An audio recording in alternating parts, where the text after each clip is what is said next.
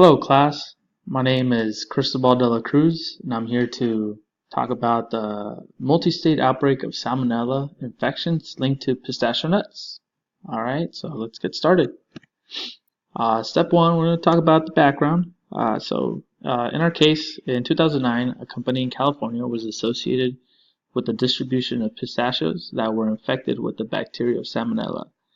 Salmonella is a bacteria that is carried in the intestines of animals. And you can get salmonella by eating foods that are contaminated with the bacteria, as well as touching infected animals or pets, such as reptiles and birds, anywhere from frogs, or lizards, and parakeets, regular birds, can have salmonella as well as it's known for chickens. So some of these symptoms include, for most people, the diarrhea, fever, and abdominal cramps.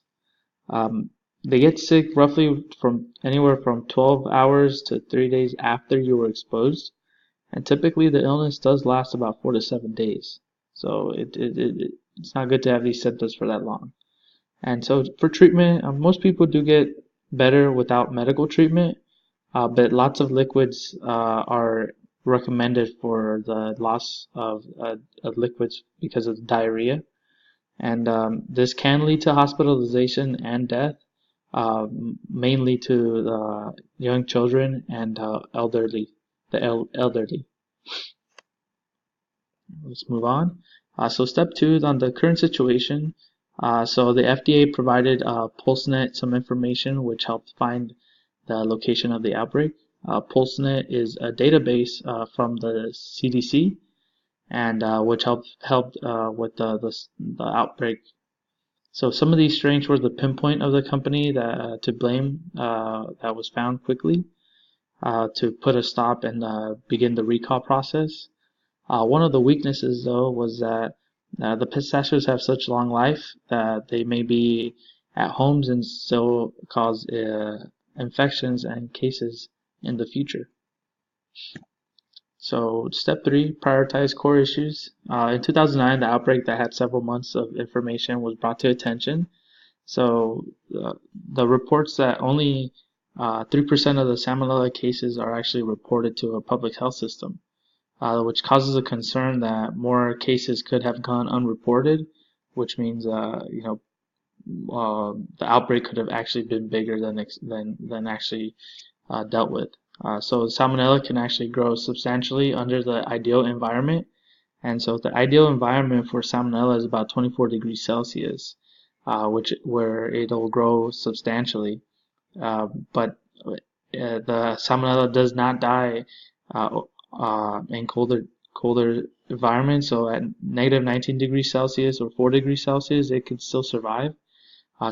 Basically the only way to kill off Salmonella would be by boiling it at high temperatures. So step four, analyze the alternatives. So for this, I chose the health belief model. So one of the approaches that I wanted to go for was people taking a look on the reports of Salmonella outbreaks before purchasing any pistachio products or nuts.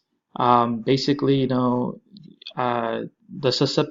perceived susceptibility of someone thinking that they're going to get sick or getting the Salmonella, will hopefully change your thoughts on and doing some research prior to purchasing. And then secondly would be some strict guidelines for pistachio companies, doing random testings on their nuts to prevent outbreaks in the future. If these outbreaks, the testing is done quickly, then you're able to dispose of the contaminated nuts and prevent the outbreak from actually happening. So step five, some recommendations. First recommendation is I believe is government should be more strict on the distribution of nuts. And then second recommendation would be the reports on Salmonella outbreaks should be made into public service announcements to get that message around quicker and prevent future outbreaks or people getting more cases of these outbreaks. So for my action plan on step six action plan, like the Surgeon General warnings on tobacco products, there should be some some warnings on pistachio products as well. Labels on these pistachio products with a decrease of cases of about 5 by the year of 2025. And with the labels being at 100% compliant by 2030, the amount of cases should decrease to 0. And in my opinion, well, I live in California and I love pistachio ice cream, so the fact that I not once heard about the outbreaks alarms me. So like I mentioned before, public service announcements or social media ads should be placed to warn and inform us of these outbreaks. And then personally, I think that the pistachio company should be liable for selling contaminated products.